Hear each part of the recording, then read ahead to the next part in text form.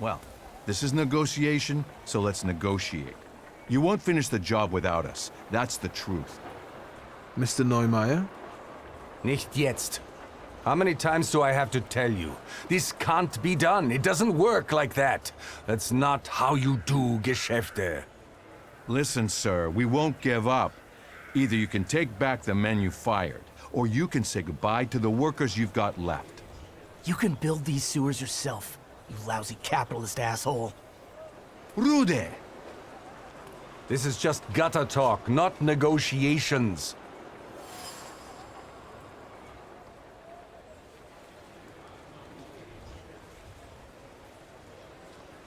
The gutter is quite fitting, actually.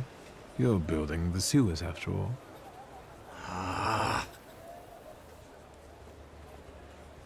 It's a joke. Who are you and what do you want?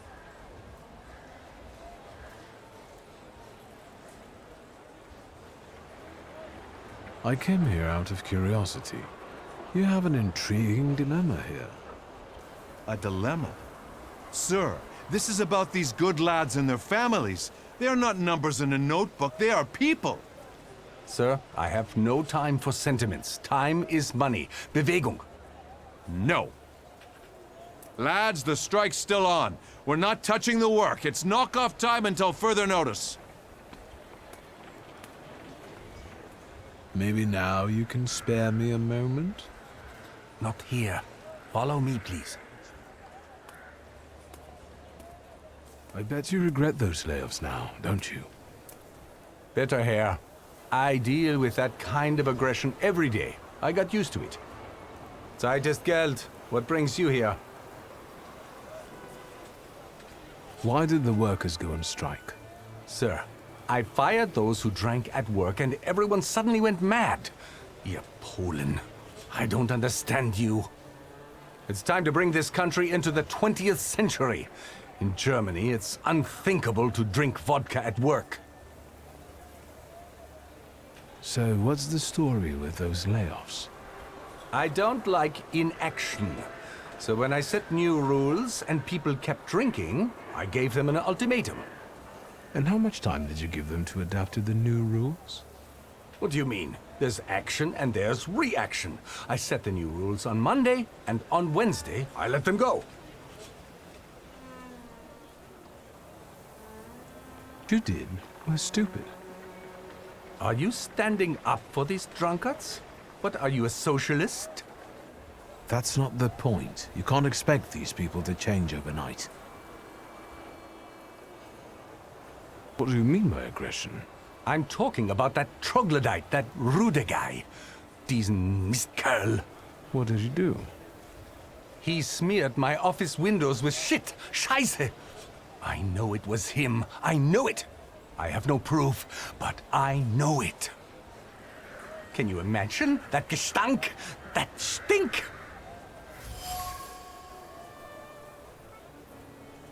I'll get going. I had my reasons, mostly concerning work ethics, but there are always many factors involved. This is kompliziert. You know what it's like.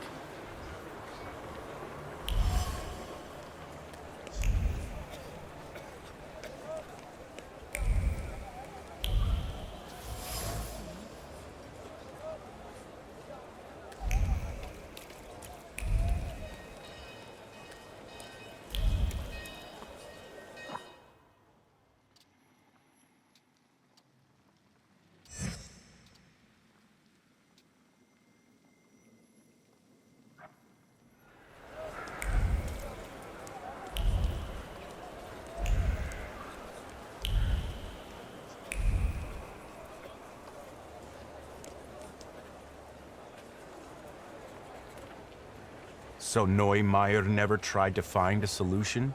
German Ordnung stifles the proletariat, you might say? That's what it looks like. And that's what we're saying. I can see I'm not the only one who wants to talk to you. I don't like crowds. I'll come back to you later. Do you have another joke to tell? Not this time. I wanted to talk. Go ahead, ask. I don't have anything to do anyway. I wanted to know the story behind those layoffs, from your point of view. The story. The story. Sir, this is all bullshit. That's the whole story. You know that Neumeier banned drinking at work. He mentioned it, but he suggested it wasn't the only reason. Well, there you go. He said it himself. The cat's out of the bag. The drinking wasn't why he fired those people. Then what was it? I don't care. People end up in the streets, families get deprived of their livelihoods, and that bastard plays the angel. I won't have it. None of us will work until all the boys are back. Are you friends with Mr. Fagin? No, but at least he's trying to cover the issue fairly. What the censorship will do with it is another story, though. Do you know anything more about him? Even if I knew, I wouldn't say.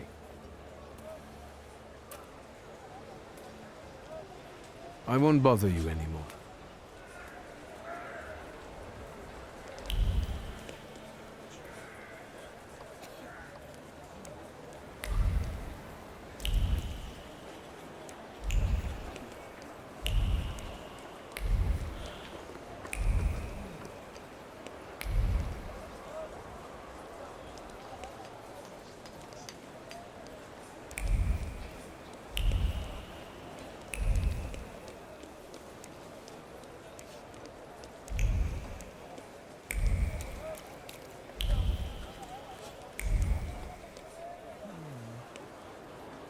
Can I take a moment of your time? Look, Yannick, there's a clown. You want to hear something funny? I'll tell you. Forget it, Rude. Don't waste your breath. No, I'll say it. My sister will end up in the street with 5 kids, penniless. And there's no way I can help her.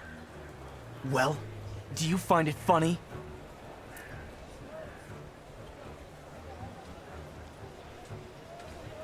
I'm sorry, I didn't know the situation was so serious. How would you know? It's all because of that dickhead Neumeier. I'll kill that motherfucker.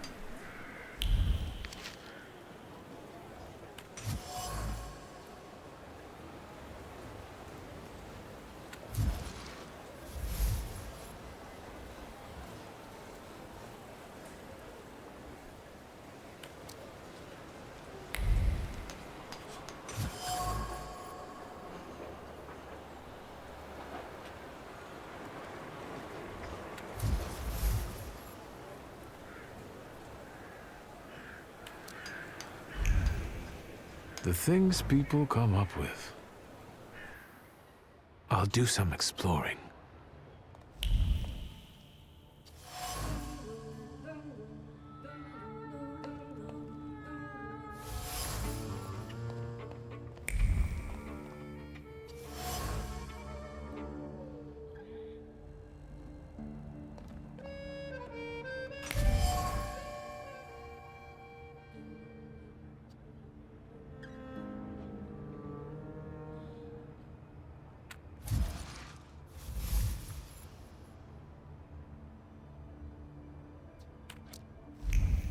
The telephone.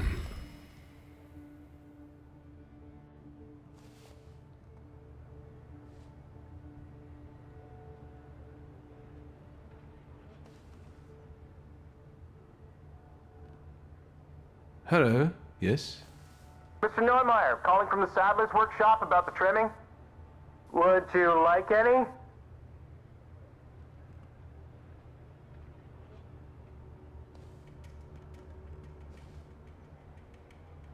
This is about Bucephalus saddle, isn't it? Yes, we talked about the cost yesterday and you were considering ornaments. Have you decided yet? Forgive me, there's a lot going on. I'll take them all. All? Yes, I want it to be full of gold and diamonds. I wanted to make the Romanovs' imperial saddles look poor. The price is not an issue. Can you make it happen? Yes, if the price is not an issue, then yes, of course. Goodbye, Mr. Neumeier. Am I a magician or what?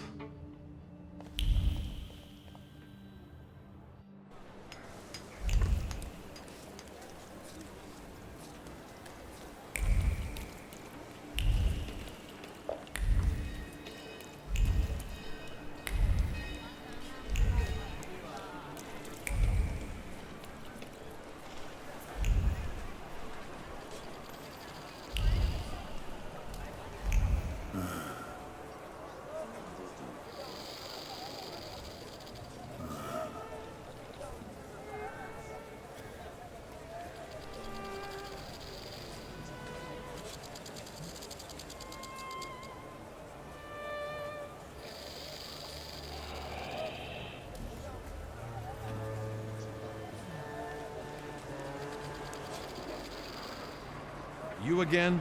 What is it? I thought that Rudy of yours would go at Neumeier. You would want to smash Neumeier's head too, if you were him. He's a good guy. He just does what everyone else feels. What do you mean? His brother-in-law used to work here too. Good lad, but he had an unhealthy relationship with booze, and when he lost his job, he went on a binge. Ruda's sister, Dobrokna, has 5 kids with him. The youngest is 8 months old. Now you understand? We won't start working until the lads go back to work. I won't bother you anymore.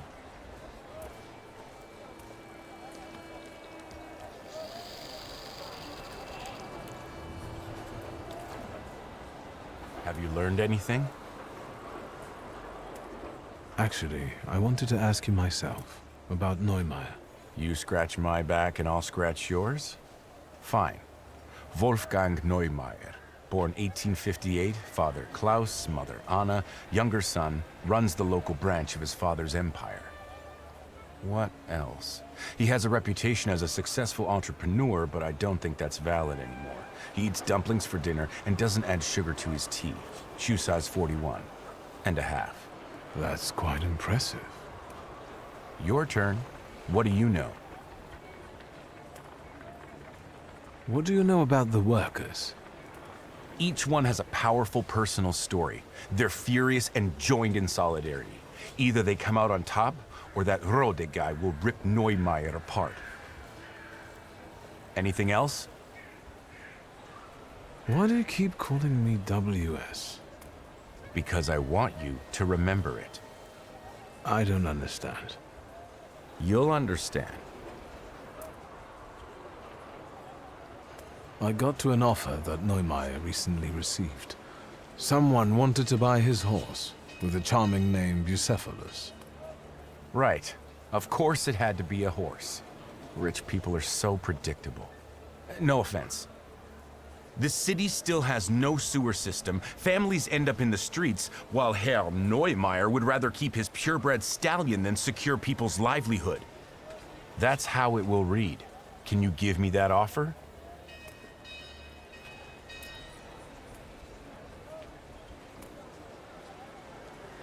You can't put it like that. What was the man supposed to do?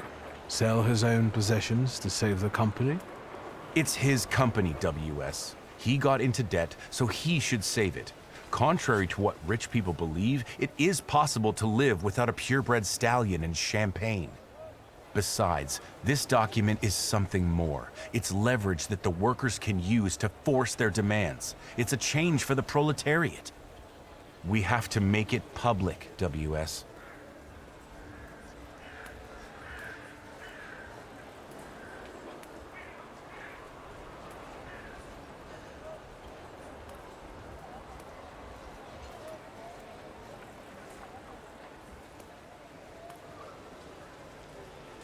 I'll think about it. Of course you would defend one of your own kind, but remember, this is about the life of ordinary folk, those who don't eat oysters for breakfast. Come back to me if you change your mind.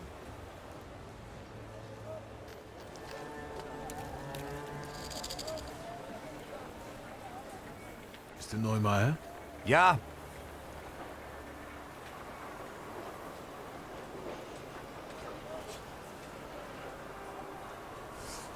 Deep in your heart, you know what's important, and what the right thing to do is. It's the man that counts, not the horse. ja, you're right. Meine Herren, listen to me, please. I know some bad words have been said, but I have found a solution. Your Freunde will go back to work. Really? Ja, I've understood what really matters. You are the most important.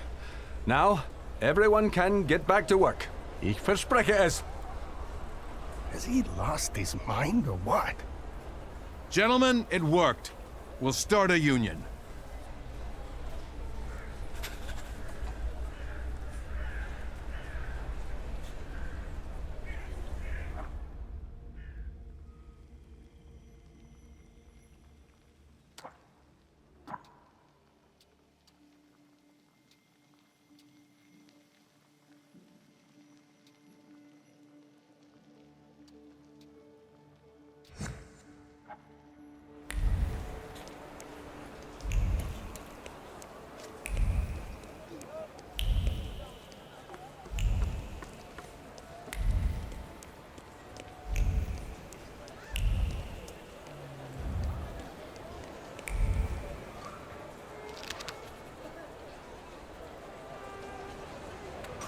That wasn't too hard.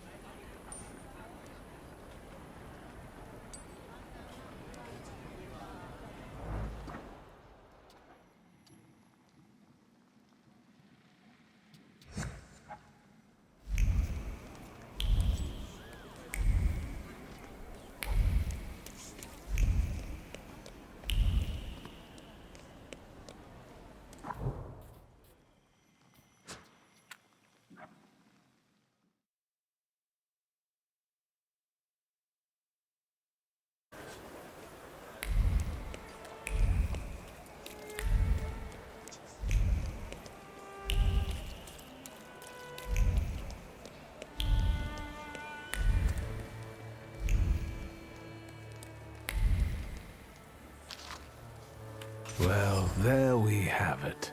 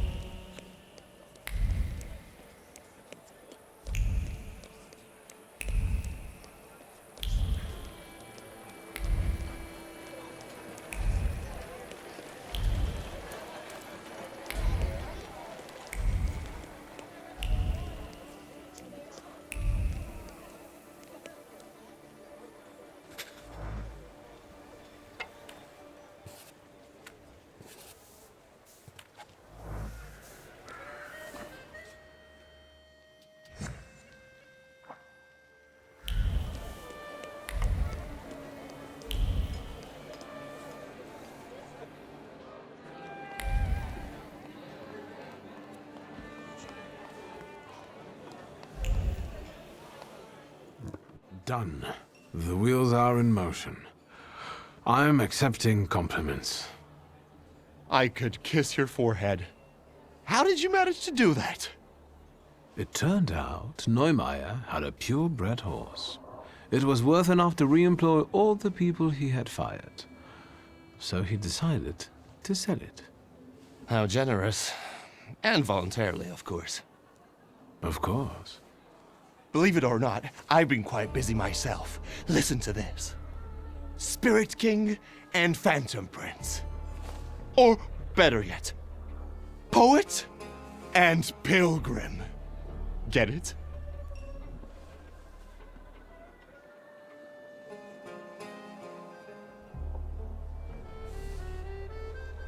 You're the poet and I'm the pilgrim because I've traveled a lot? You bet. And fuck that guy with his WS. So see you around, Pilgrim.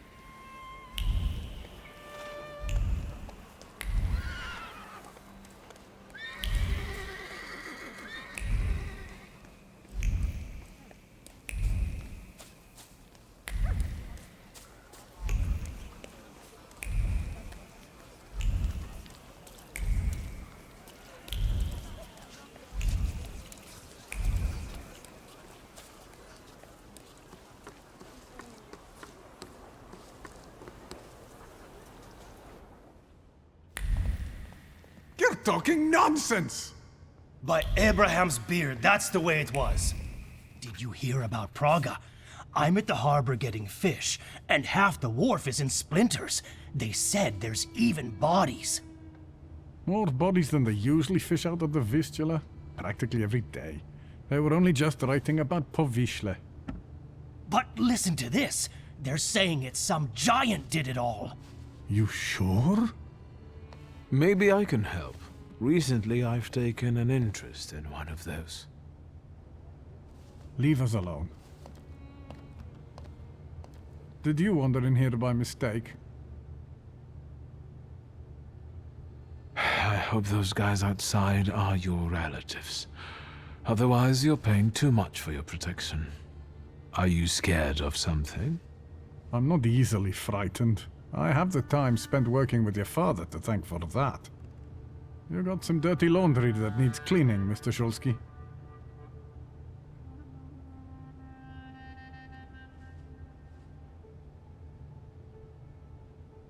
I was interested in this giant you mentioned to the fishmonger. I can't help you. Rabbis are the ones who deal with golems. I didn't say anything about a golem. I'm afraid I can't help you. And now, if you'd like...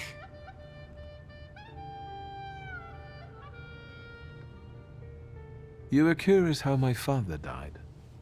Beneath the ruins of a building in Śródmieście. That's awful. How did it happen? I'm glad you're asking. A remarkable death, isn't it? Yes.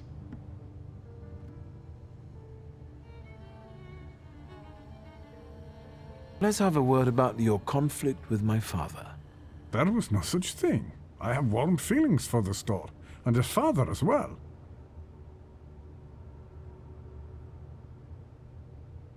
Why did you quit working for my father? It was a mutual decision. I know that you and my father parted ways in bad terms. What happened? We both had difficult personalities, but I still remember him fondly.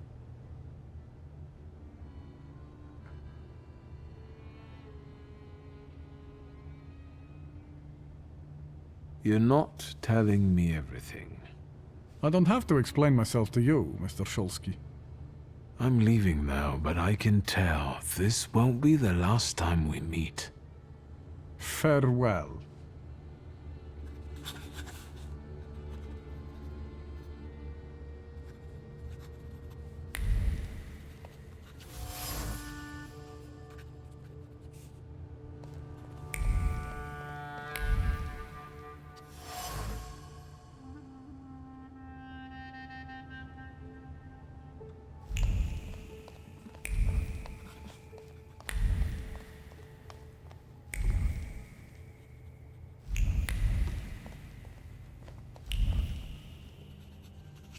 Is there something else you need?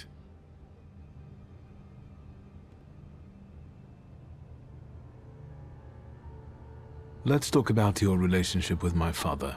A tense relationship. Mr. Shulsky, I'll say it one more time. Stanisław and I didn't quarrel. Liar. Your anger still lingers around the photograph of my father. You're going to find it hard to hide anything from me. I'm not in the habit of speaking ill of the dead, Mr. Shulsky. Especially to their family. Old grudges drove us apart. Not all stains are easy to remove, especially ones on a person's honor. And might they give you a reason to seek revenge? A motive? I can't summon golems if that's what you're getting at. But you know there is such a possibility. Is that all? I need to get back to work. I'm leaving now, but I can tell this won't be the last time we meet. Farewell.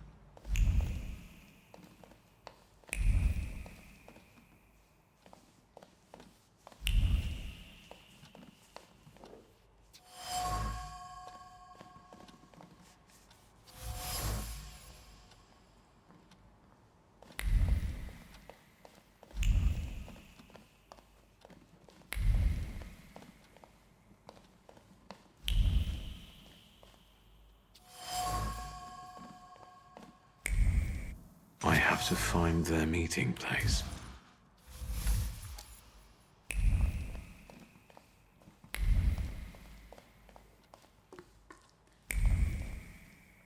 Synagoga Nożyków, Mirów.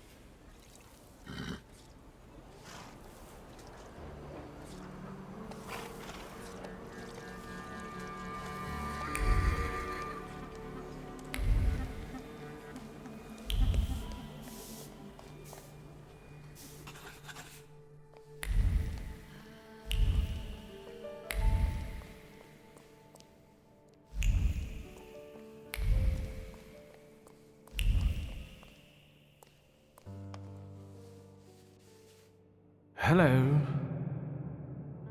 You said a month, 2 at most. I believed you. Then came the very first rain, and it was pouring in again. You fixed it, then the next rain. Soaked.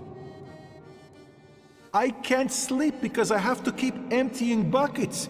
It's leaking just as badly as it was before. But the eyes of God are in every place, and they're watching. Rabbi, when I said 2 months, you said there was one hole in the ceiling, but the whole building is in shambles here. I can do it. Quiet! You can seal up your daddy's barn with straw. The roof is gonna get holes because the foundations are crumbling. So, let's go down to the basement. Oh no, definitely not there.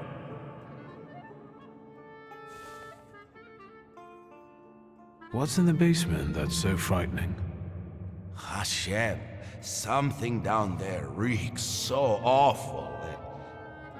Come now, don't be silly.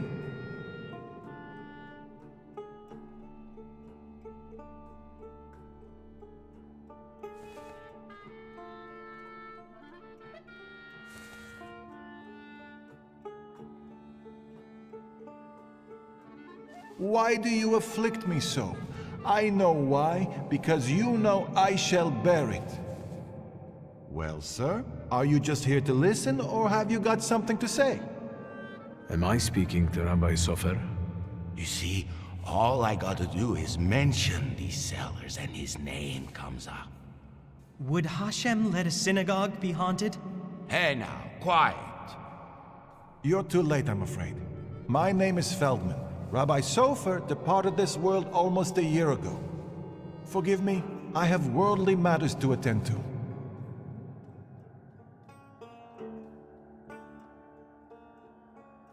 I understand, Rabbi. And if someone were to help you with these workers? In the words of the market woman trying to tempt a Jewish man into idolatry, what harm would it do? I understand.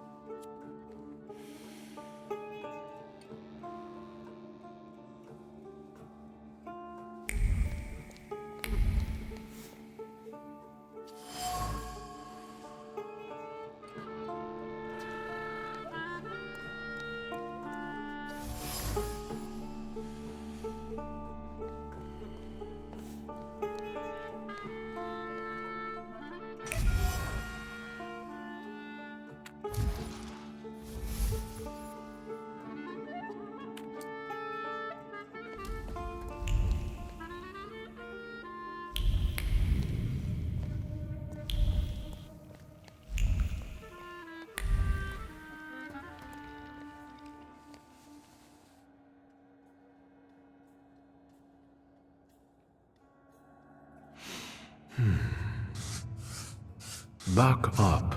God helps those who help themselves. But maybe you're right, Rabbi. Maybe Hashem is afflicting us, setting a test for us. You heard the guy talking about Sofer. The old man cursed this place, especially these cellars. So I'll go on my own, and show that Hashem protects me against curses in Hashem's domain. On your own. You can seal up your daddy's barn, right? Fine, let's go. You've gotten the better of me again, Hashem. Your tests still surprise me, but if this is your will, I think Hashem has sent you to me. Who are you? I'm the son of Stanisław Szulski, and I really need help. Let's go into my office. Let's show Hashem we accept the challenge.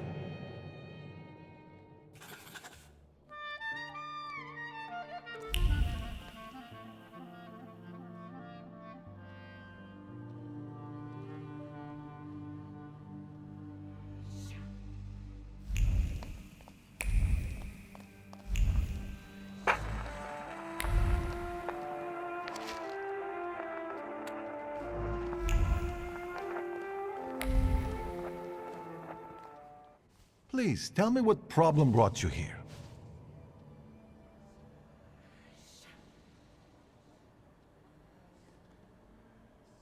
Rabbi Sofer put a curse on my father. Unfortunately, it started affecting his children as well. A curse is a serious accusation, you know. I find it hard to believe Sofer would do such a thing. Maybe, Rabbi, you could tell me something about golems. Son of Stanisław, golems are a matter of Kabbalah, and you are not allowed to study them. It's a trap for a soul. There are tales of golems being summoned for revenge, or in good faith, for protection. But they all end rather badly. And you claim that Sofer supposedly sent a golem? I don't know. Did the old rabbi perhaps leave some things here? May I take a look at them? Yes, here you are. All his books are here. I don't think I threw anything out. Is there anything else I can help you with? Rabbi, could you tell me something about Sofer? He was fair, but also difficult and very principled, like this city. Riots, provocations, pogroms, overpopulation. But if he's the one who inflicted the curse, he must have been a powerful Thaumaturge and Kabbalist.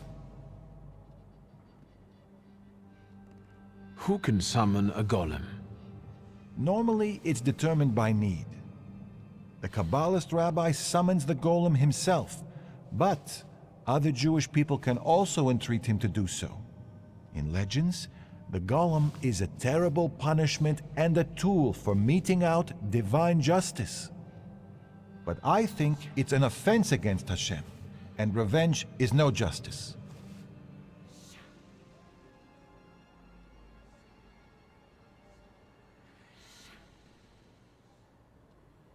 How can I stop a golem? To summon it to life, you write the 3 Hebrew letters spelling emes, truth, on the clay that formed it. In an attempt to stop the monster, the heroes of these legends would erase the first letter from its clay body. That leaves mes, which means death. But I don't know how much truth is in that.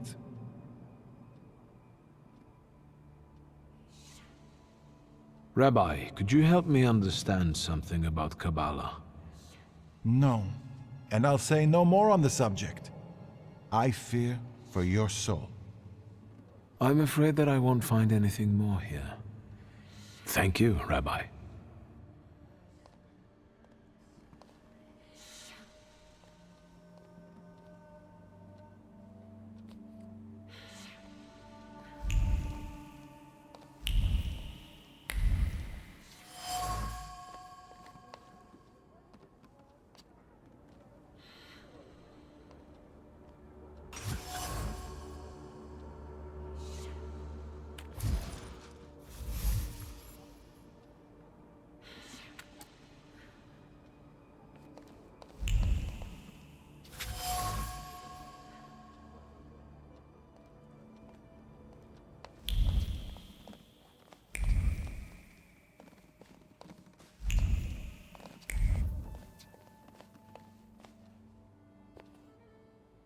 Rabbi?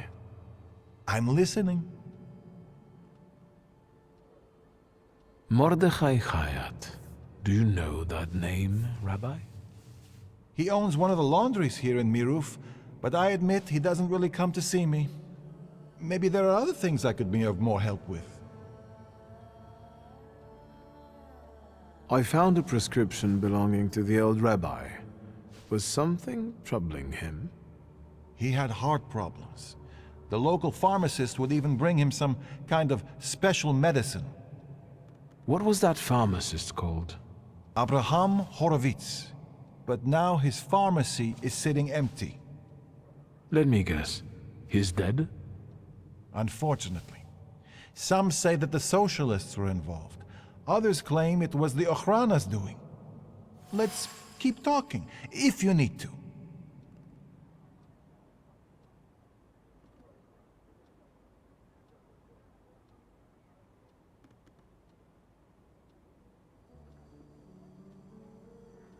I'll be off now. I'll pray for you.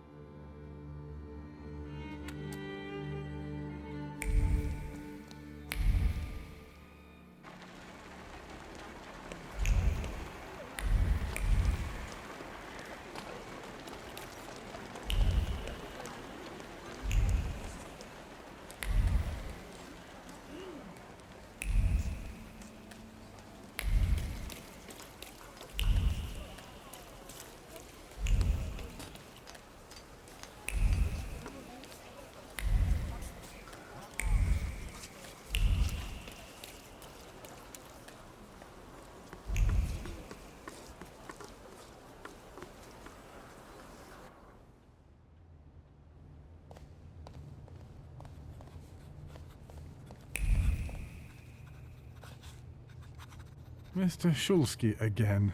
Have a new theory?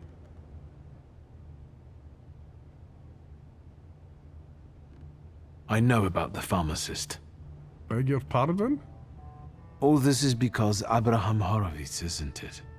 He lost his life, and the whole community felt it. Seems like you did most of all.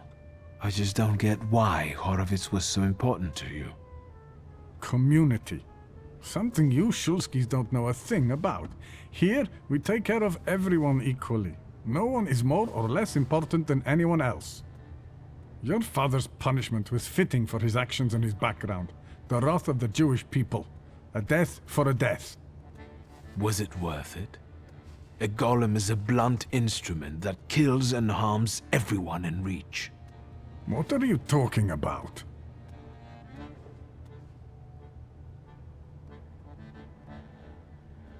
I don't think the punishment is adequate for the crime. Horowitz had something on his conscience. He must have, if both the Ochrana and the Socialists were interested in him. And what my father did, I can't believe I'm saying this, but his motives seem noble. Oh, do they? There's no trace of cruelty in his actions. He didn't do it for his own profit, but for some kind of greater good. Without any specifics, those are just words.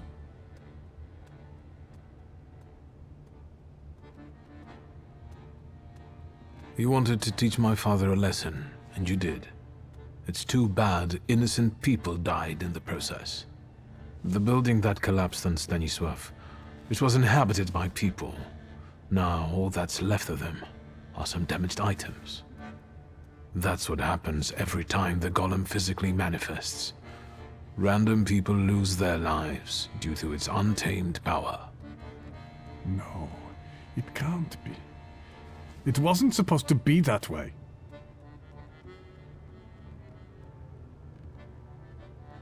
My father and Sofer knew one another for years. Father knew the rabbi could be forced to create a golem if Horowitz was killed. They both took that risk. Sofer couldn't reveal that he knew Stanisław. He also knew that Horowitz had to disappear because he was a threat to too many people. To whom? That doesn't matter. You don't have anything to do with this, Mordechai. Just like I have nothing to do with my father's actions. I am connected to them only by my blood. What do you want? To get rid of the golem. Tell me something, anything, that will get me closer to a solution. Instead of telling you, I'll show you. Where? Into an alley, where some friend of yours will smack me around? To the synagogue. Are you coming?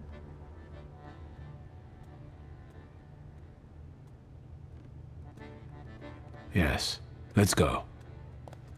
We'll stop to get Feldman. He should see this too.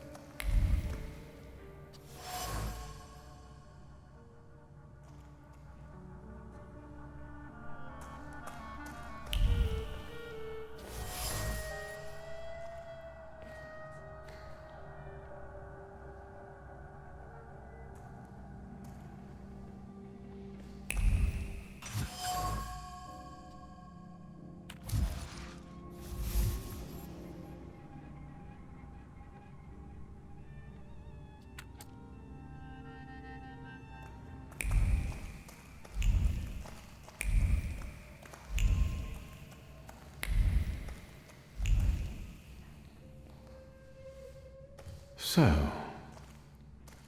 no wonder the roof is leaking if the foundation is crumbling.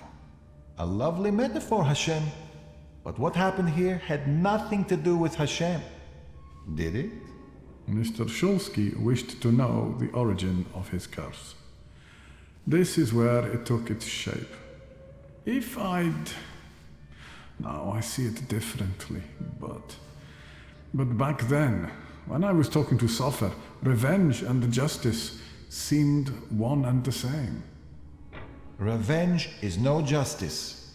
It is always dictated by anger, and in anger, erring comes easily. But Sofer agreed to it. He summoned the golem. What else do you want to know?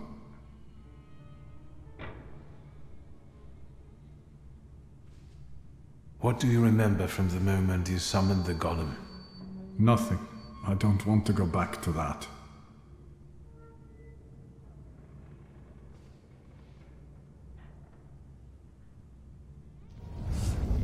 Your memory takes shape and forms into words. Talk to me, Mordechai. I feel cold. Cold from the clay seeps into my fingers, into my bones. But the Colossus I've been sculpting for hours is nearly ready. Sofer whispers the spell in Hebrew, but his words throb in my temples and soul.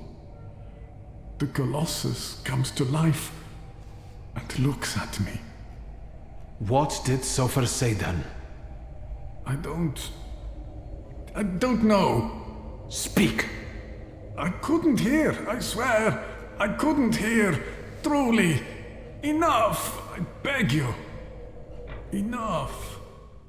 Your family and your blood deserved this curse. Enough. Hayat. How could Sofer have done something like this? And you, sir, how are you not ashamed? Maybe I've treated Hayat unfairly. You made him relive all that. That's torture. I wanted to know. Anything might help us get rid of the golem. Even so. This place won't tell me any more. And what have you learned? The clay formed a shell that Sofer infused with the saluter. Hayat brought it and spent hours shaping the body of the golem. Hours? That must have been horribly exhausting. What's a few hours in exchange for a curse that lasts generations?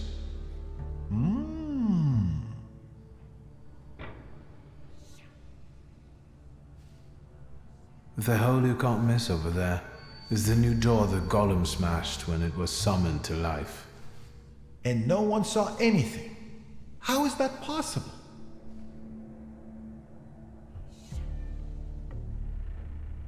These are the remains of some fabric that Sofer wrote something on, in Hebrew, I think. This might be some prayer, incantation, even a spell. There's not enough left to read anything. That's all, but I'm not any closer to a solution. I need someone like Sofer.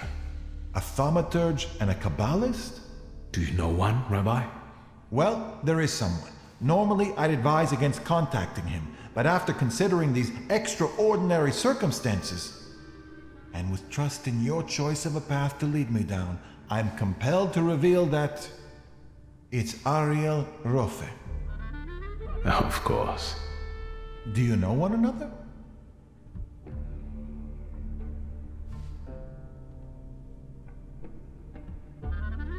Well, I know him well enough to suspect that he might not want to help me. But I'll look for him. Mercy rebuilds bridges. I think I know where Rafa would tell me to shove that. All right, I think it's time for us to go. This place just makes the blood boil. Shall we?